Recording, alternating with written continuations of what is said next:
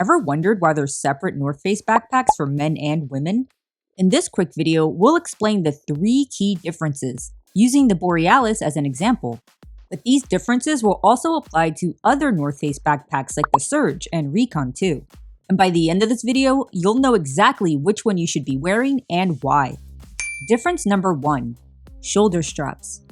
The first important difference is that the shoulder straps on the men's Borealis are going to be set further apart to better fit broader shoulders, while the women's straps are closer together to better fit slimmer shoulders. And then there is the shape of the shoulder straps. If you look closely, you'll notice how the women's shoulder straps have a much more dramatic curve outward. This design helps to keep the straps out of the way of the chest area, and it's something you see a lot in women's specific fit backpacks. The men's shoulder straps are going to be longer and just go straight down a lot further. Difference number 2, back panels. So how can you tell if a North Face backpack is the men's or women's version? It's easy, just look at the back panel. The men's is going to be a square shape while the women's back panel is shaped like an oval.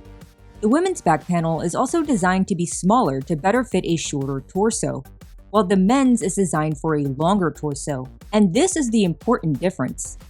Notice how there is less space between the lumbar padding and the upper back padding on the women's. This is going to ensure that the lumbar support sits in the right spot on a shorter person. For instance, the model on screen is 5'6", and you can see how the men's Borealis is longer overall.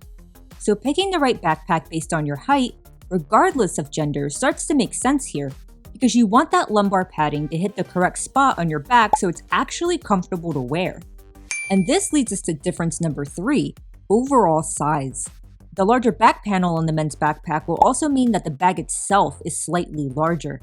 For example, the men's Borealis has 28 liters of packing space, but only 27 liters for the women's Borealis. When you start packing, you'll notice that the men's Borealis has a bit more depth. So if you're packing for school, you can fit an extra notebook or 2 in the men's Borealis.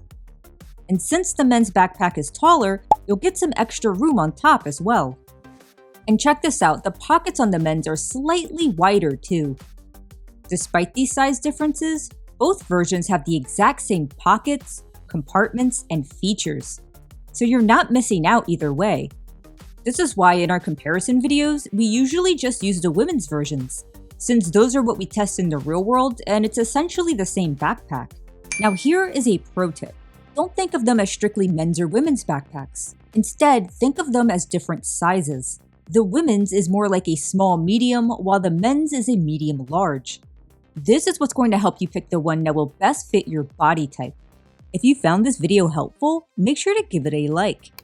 And as always, thank you so much for watching.